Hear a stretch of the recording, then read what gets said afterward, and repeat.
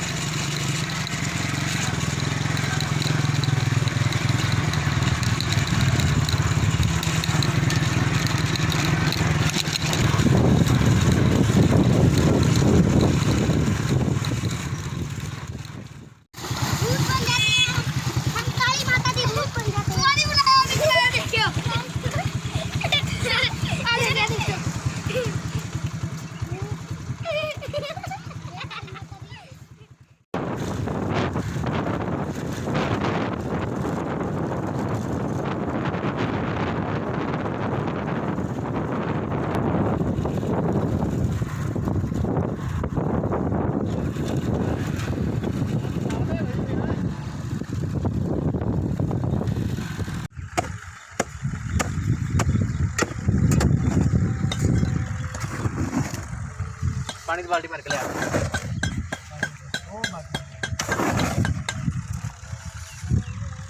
अच्छा जी, अभी पहुंच गए हैं हम इधर। तो वहाँ पर सामने पीछे आप देख रहे हैं कि तैयारी हो रही है, चूल्हा वगैरह बन रहा है। वहाँ पे सिलेंडर की सहूलत भी मौजूद है, लेकिन मेरी ख्वाहिश ये थी कि जो है वो लकड़ियों पर पकाया जाए।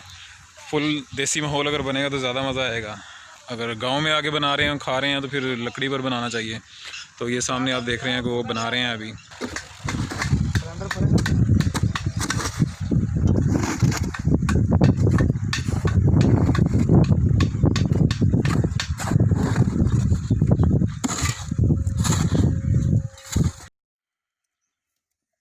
फेमस होनी चाहिए की वीडियो इंशाल्लाह। मैं अगर लोग ऐसे गाना कढणगे ना इजाज़त नूं किसे ने कढण गई तो हुन टाइम थी यार। हां यार मैं चला ना सारे को ले आऊंगा। इजाज़त इजी हो के जाना, टेंशन नहीं लेनी। ਤੁਸੀਂ ਬੈਠੇ ਹੋ ਇਜਾਜ਼ ਕੀ ਕਰਨ ਦੀ ਨਾ अच्छा जो पालना कहाँ मैं जी अपना तो पाला है। हाँ कई लोग पाते थोड़ा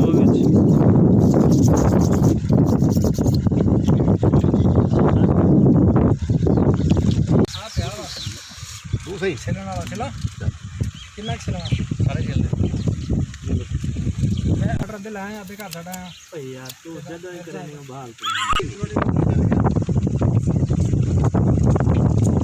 इसलिए पोस्ट बनाई यार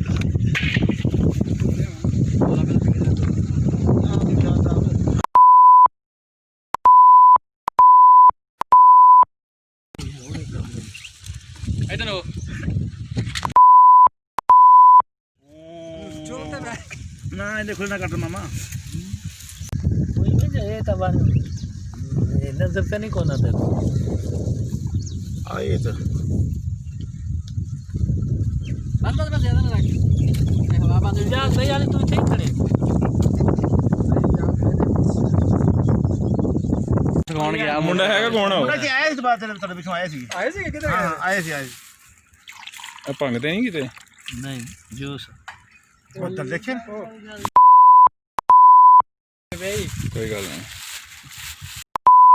मामू ये ताकि तुसा आख्या मैं भी काले कपड़े सारे तो परे हो जाई मी मुंह पैन लगे तो ओए होए मामू मैं कहना इजाज भाई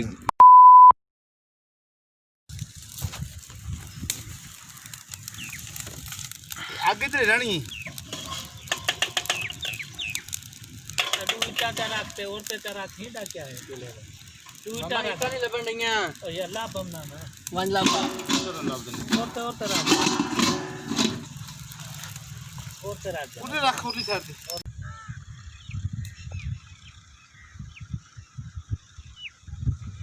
चल यार बहुत आलम पता लगा है पूरी तक पहुंच गया निकाल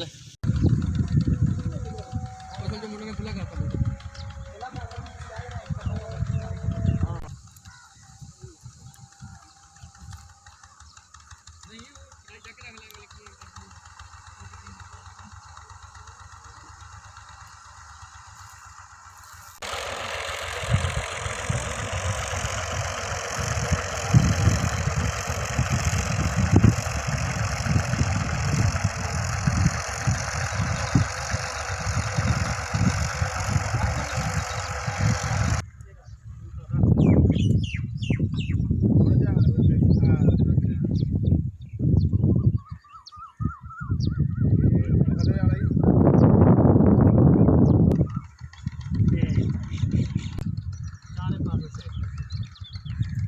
ਹੁਣ ਦੇਖ ਨਾ ਹੁਣ ਸਹੀ ਅੱਗ ਬਲੀ ਆ ਇਧਰੋਂ ਜਸ ਤੁਹਾਨੂੰ ਆਉਣ ਡਈ ਹੈ ਫਸੇ ਅਸੀਂ अरे 7 फुट में ਯਾਰ ਹਲੇ ਤਾਂ ਮਿਲਰ ਸਾਹਿਬ ਇੰਨੀ ਤੁਹਾਡੀ ਹੈਲਪ ਕਰ ਰਹੇ ਆ ਉਹ ਮਾਮਾ ਪਹਿਲੇ ਪਕਾ ਹਾਂ ਉਹ ਕਿਹੜਾ ਇਵੇਂ ਤਾਦਾ ਹੋਟਲਾਂ ਵਾਲੇ ਵੀ ਪਹਿਲੇ ਉਬਾਲ ਦੇ ਰੱਖੀ ਖੜੇ ਹੁੰਦੇ ਨੇ ਕੁੱਕਰ ਹੁੰਦਾ ਤੇ ਹੁਣ ਨੂੰ ਇਹ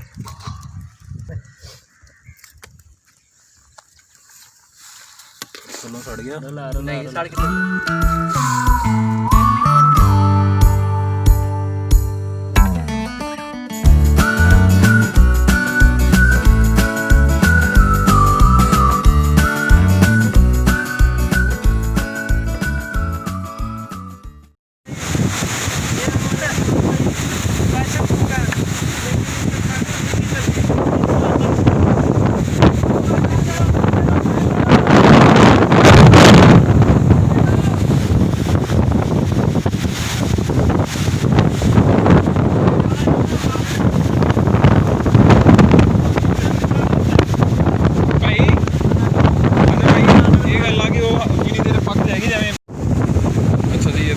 खाना बिल्कुल तैयार होने के मराहल में था तो बहुत तेज़ तूफ़ान और अंधेरी चल पड़ी जिससे काम हमारा जो है ना सारा डिस्टर्ब हो गया। ये देखिए सामान उड़ के हमारा वो 2-2 किलोमीटर दूर तक जा पड़ा हुआ है।